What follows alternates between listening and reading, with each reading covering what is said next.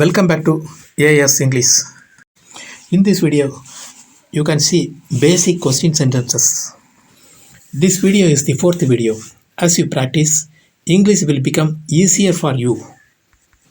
நீங்கள் ஆங்கிலம் பயிற்சி செய்ய செய்ய ஆங்கிலம் உங்களுக்கு எளிமையாக வந்துவிடும். இப்போது முதல் சென்டென்ஸை பார்க்கலாம். Where do you live? நீங்கள் எங்கே வசிக்கிறீர்கள்? இதில் where என்பது WH question pad, do என்பது helping verb, you என்பது சப்ஜெக்ட், live என்பது மெயின் வேர்ப். இந்த மெயின் வேர்பை மட்டும் மாற்றிவிட்டு work, study, stay, travel, play ஆகிய வேர்புகளை நாம் சேர்க்கும்போது அர்த்தம் எப்படி மாறுகிறது என்பதை பார்க்கலாம். இப்போது where do you live? நீங்கள் எங்கே வசிக்கிறீர்கள்? where do you work? நீங்கள் எங்கு வேலை செய்கிறீர்கள்? where do you study? நீங்கள் எங்கே படிக்கிறீர்கள்? where do you stay? நீங்கள் எங்கு தங்குகிறீர்கள்? where do you travel? நீங்கள் எங்கே பயணம் செய்கிறீர்கள்? where do you play? எங்கே விளையாடுகிறீர்கள்? இப்போது 6 சென்டென்ஸ்கள் நாம் உருவாக்கிவிட்டோம். அடுத்த சென்டென்ஸ்களை பார்க்கலாம். Second sentence, why are you late? நீங்கள் ஏன் தாமதமாக வந்தீர்கள்?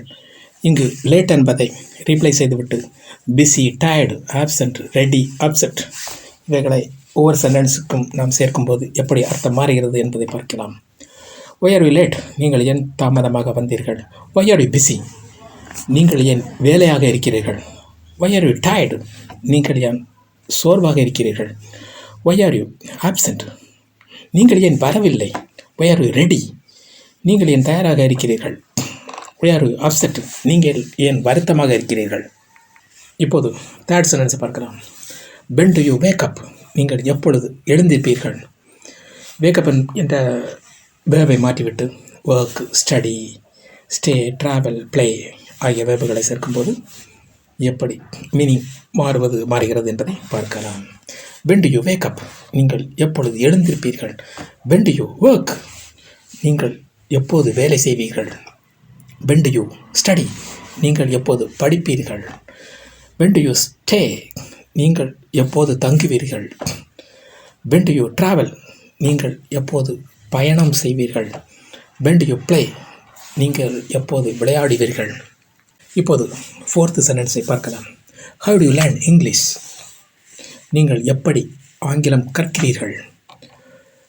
இப்போது இங்கிலீஷ் என்ற பெயர் சொல்லை மாற்றிவிட்டு Tamil, Hindi, maths, science, grammar இப்படி பெயர் சொல்லை நாம் மாற்றும்போது ரீப்ளேஸ் செய்யும்போது எப்படி மீனிங் மாறுவது என்பதை பார்க்கலாம். how do you learn English? நீங்கள் எப்படி ஆங்கிலம் கற்கிறீர்கள்? how do you learn Tamil? நீங்கள் எப்படி Tamil கற்கிறீர்கள்? how do you learn Hindi? நீங்கள் எப்படி ஹிந்தி கற்கிறீர்கள்? how do you learn maths? கணிதம் எப்படி கற்கிறீர்கள்? how do you learn science? how do you learn grammar? இப்போது கிராமர் எப்படி கற்கிறீர்கள்? Fifth sentence, where do you work? நீங்கள் எங்கே வேலை செய்கிறீர்கள்? ஒர்க் என்கின்ற வேர்பை மாற்றிவிட்டு study, stay, travel, play, live ஆகிய வேர்புகளை சேர்க்கும்போது மீனிங் எப்படி மாறுகிறது என்பதை நீங்கள் ப்ராக்டிஸ் செய்து பாருங்கள். Sixth sentence, why do you study English? நீங்கள் ஏன் ஆங்கிலம் படிக்கிறீர்கள்? இங்கிலீஷ் என்கின்ற பெயர் சொல்லுக்கு பதிலாக Tamil, Hindi, maths, science, grammar ஆகியவற்றை சேர்த்து அதனுடைய சென்டென்ஸை நீங்கள் உருவாக்குங்கள். இப்போது செவன்த் சென்டென்ஸை பார்க்கலாம். who is your teacher? உங்கள் ஆசிரியர் யார்? டீச்சர் என்கின்ற பெயர் சொல்லை ரீப்ளை செய்துவிட்டு father, mother, brother, friend, mentor ஆகியவற்றை சேர்க்கும்போது இதனுடைய அர்த்தம் எப்படி மாறுகிறது என்பதை பார்க்கலாம். who is your teacher? உங்கள் ஆசிரியர் யார்? who is your father? உங்கள் அப்பா யார்? who is your mother? உங்கள் அம்மா யார்? who is your brother? உங்கள் சகோதரன் யார்? who is your friend? உங்களுடைய நண்பன் யார்? who is your mentor? உங்களுடைய வழிகாட்டி யார்? 8th, what do you eat for breakfast? காலை உணவாக நீங்கள் என்ன சாப்பிடுகிறீர்கள்? இப்போது லஞ்ச் என்கின்ற பெயர் சொல்லை சேர்க்கும்போது what do you eat for lunch? மதிய உணவாக நீங்கள் என்ன சாப்பிடுகிறீர்கள்? what do you eat for dinner? இரவு உணவாக நீங்கள் என்ன சாப்பிடுகிறீர்கள்? what do you eat for snacks? சிற்றுண்டிக்காக நீங்கள் என்ன சாப்பிடுகிறீர்கள்? What you eat for food, நீங்கள் என்ன உணவு சாப்பிடுகிறீர்கள். What you eat for meals, நீங்கள் உணவுக்கு என்ன சாப்பிடுகிறீர்கள்.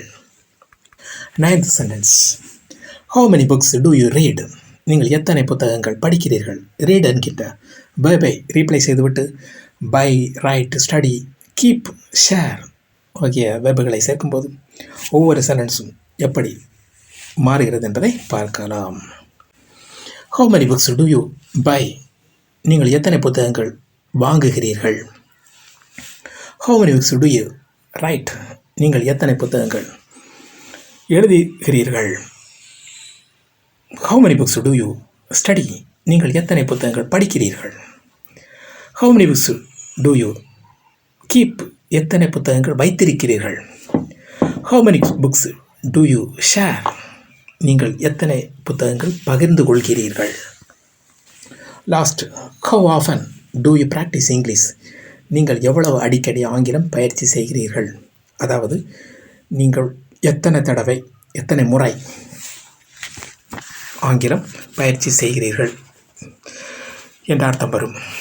இப்போது இங்கிலீஷ் என்கின்ற பெயர் சொல்லை, அதாவது நவுனை ரீப்ளை செய்துவிட்டு Tamil, Hindi, maths, science, grammar ஆகியவற்றை நாம் ஆட் செய்யும்போது சென்டென்ஸ் எப்படி உருவாகும் என்பதை நீங்கள் பயிற்சி செய்யுங்கள். If you have any doubts, please let me know in the comments. Thank you. Thanks for watching. Please share and subscribe.